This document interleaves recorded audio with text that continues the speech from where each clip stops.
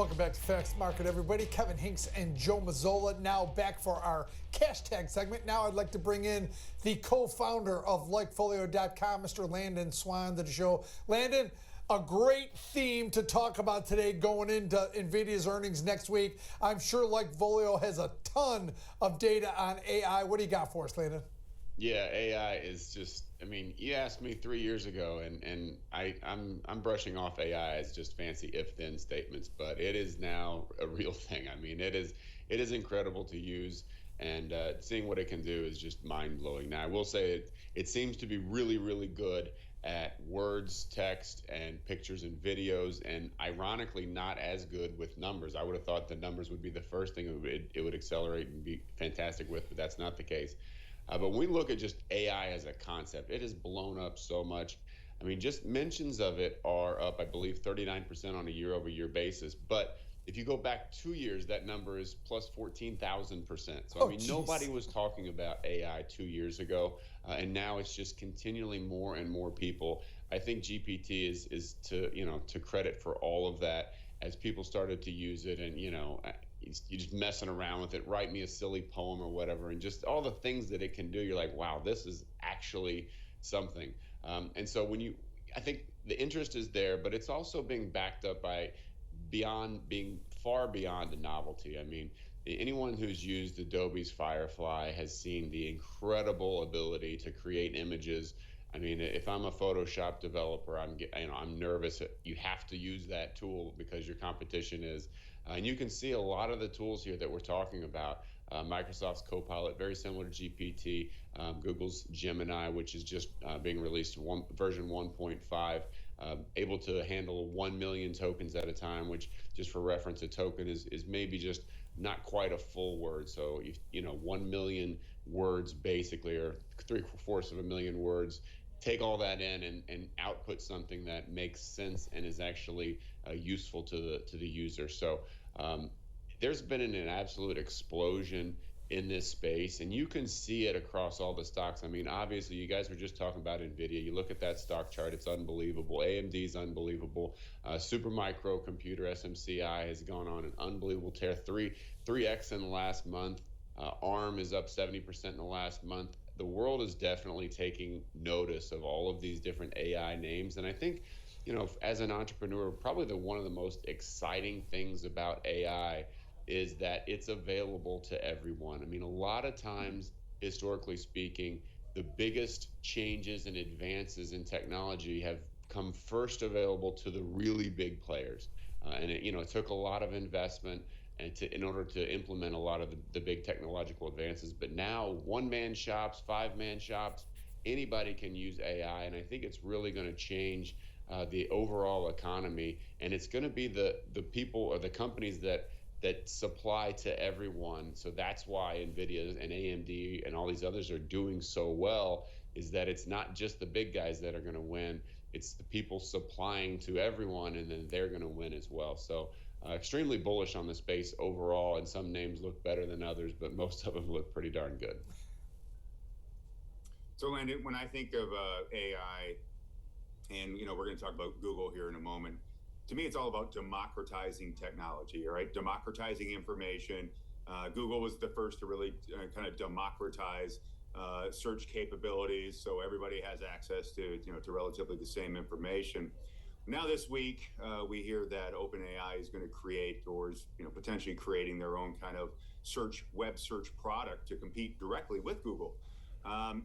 Google has about 80% of desktop search, right? And if you look at mobile, it's even more than that.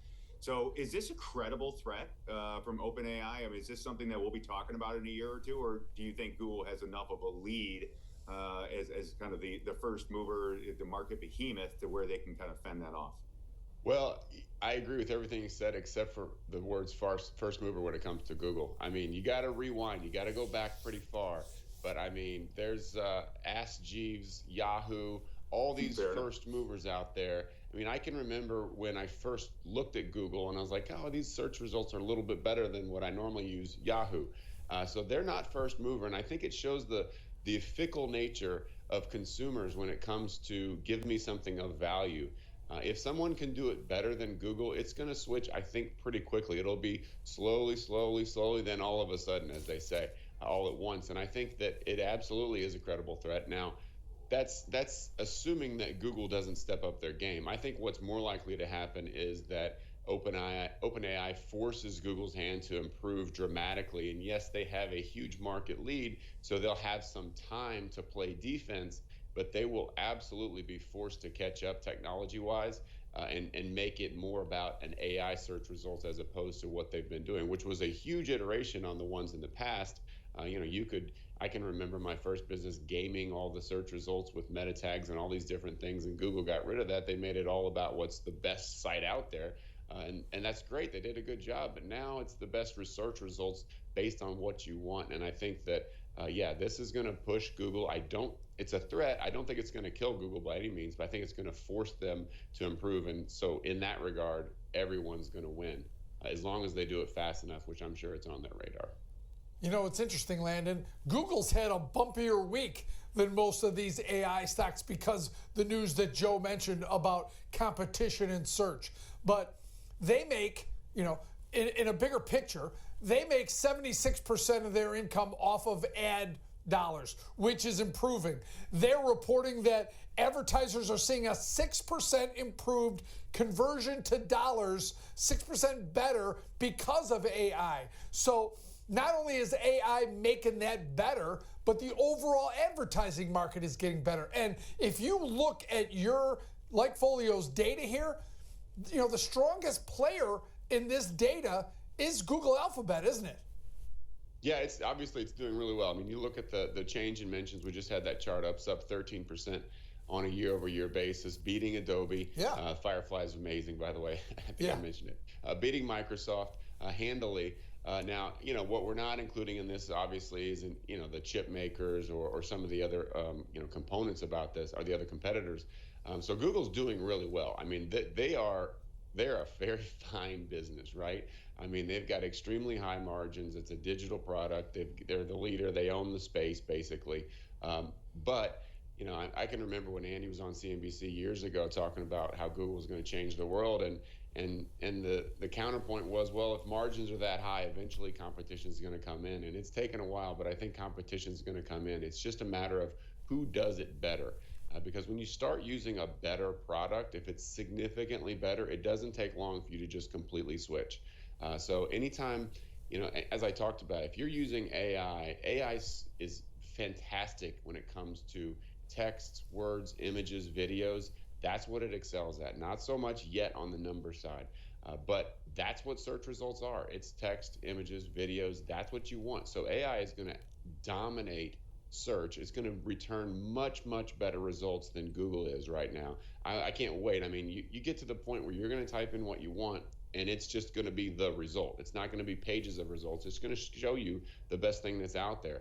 So OpenAI, it's definitely a threat to Google, and I think investors realize that. But again, Google's got a good lead. They've got a little bit of time. They just need to make sure that this, they implement Gemini 1.5. They do whatever they've got to do to the search results so that their results are just as good as the competitors. But it's going to be 5-10x better search results if you could measure that. And I think we're all going to benefit.